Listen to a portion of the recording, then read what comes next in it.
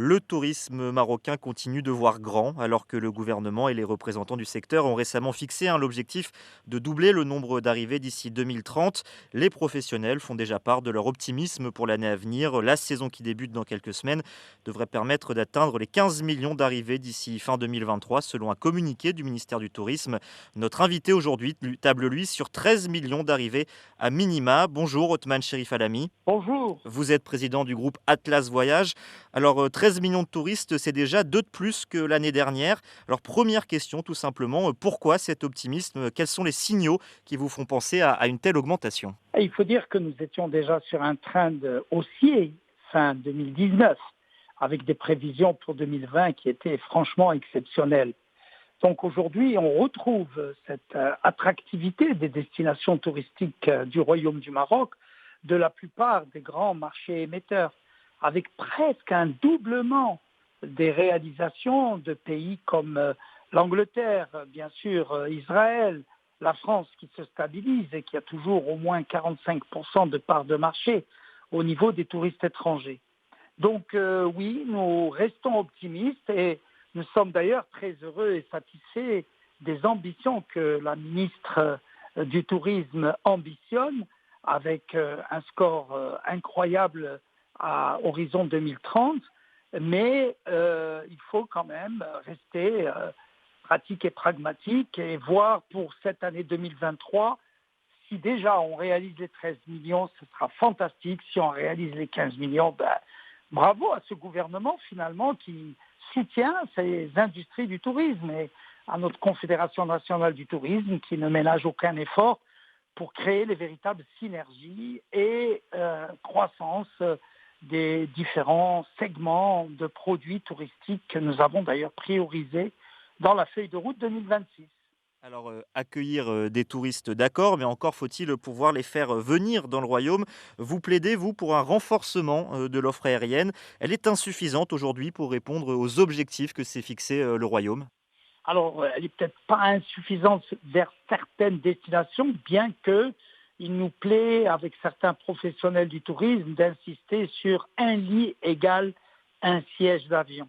Et donc, oui, toutes les régions touristiques du Royaume du Maroc pourraient recevoir 2 fois, 3 fois, 4 fois plus de fréquences aériennes entre les différents marchés émetteurs pour assurer cette rentabilité et surtout ambitionner un taux d'occupation dans les différentes unités d'hébergement à au moins 70%, même si on n'a pas encore les véritables statistiques d'évolution, mais nous savons ici et là que plus de 20 000, 30 000, voire 50 000 lits Airbnb sont bien en activité dans les différentes régions touristiques du Maroc. Donc vous voyez, il y a en plus des lits hôteliers, les 280 000 à terme, il y a peut-être 100 000 lits Airbnb qu'il faudrait d'ailleurs rentrer dans le formel, recenser d'une manière beaucoup plus professionnelle et officielle, mais qui jouent un rôle prépondérant. Donc plus d'avions, absolument, pour toutes les régions du royaume. Il y a aussi un travail à faire, selon vous, quand on parle d'aviation, sur les infrastructures, sur le sol, marocain. Je sais qu'on a pu lire, notamment qu'il y avait parfois des lenteurs, dans certains aéroports du royaume. C'est également votre avis?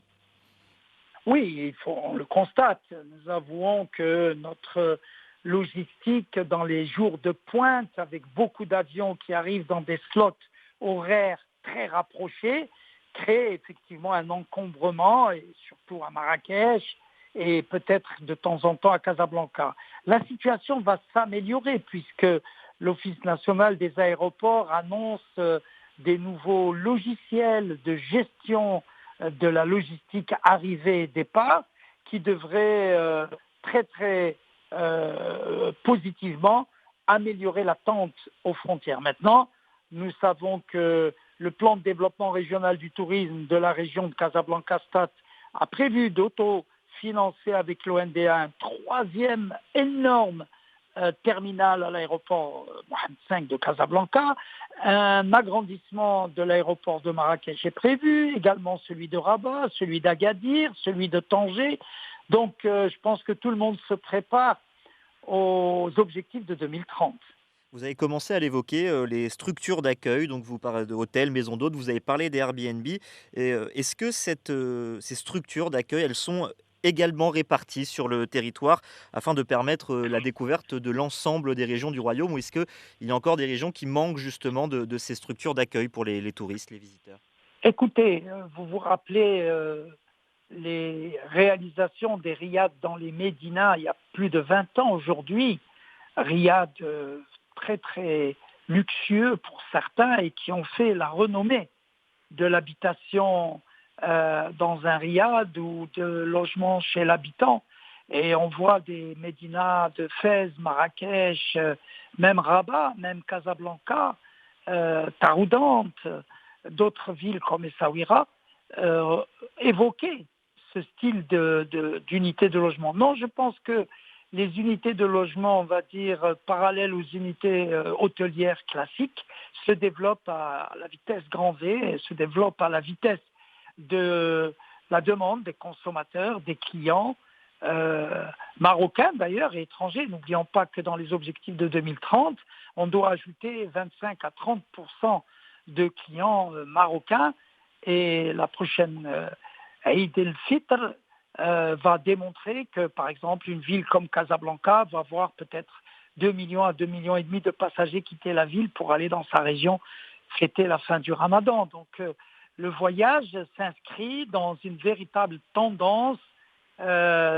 sociale et que nous espérons réussie pour tout le monde. Et quelles sont, vos prévisions de clientèle qui viendront à l'avenir au Maroc? Vous parliez tout à l'heure, d'Israël, de la France. On vise des visiteurs européens ou on va aller également les chercher, ailleurs dans le monde, des pays qui peut-être connaissent moins la destination Maroc? Alors, c'est vrai que nous sommes sur le marché européen qui représente aujourd'hui près de 80% du nombre de visiteurs. Alors évidemment, l'Angleterre va doubler. Dernièrement à Agadir, lors d'un sommet organisé par l'ONMT, les grands tour opérateurs anglais disaient que la destination Your destination is perfect, et c'est les mots du patron de TripAdvisor UK, et qui nous disait oui, selon cette tendance, l'Angleterre risque de doubler ce nombre de passagers vers le Maroc.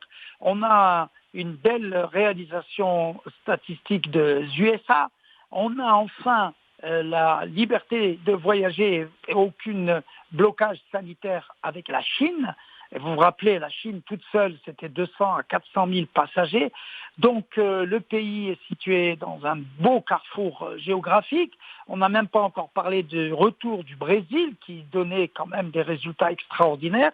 Avec ce gouvernement, il faut l'avouer, il y a une nouvelle stratégie dynamique, réelle du développement des industries touristiques. Et vous savez, à chaque fois qu'il y a eu des ruptures, c'est parce qu'il manquait l'avion. En même temps, nous, on doit refidéliser les clients, reaugmenter la qualité et assurer la formation continue. C'est là où on va nous attendre au tournant. Merci beaucoup, Othman Cherif Alami, d'avoir fait, ce point, avec nous sur, l'état du secteur touristique et surtout ses perspectives pour les années à venir. Oui, à très bientôt.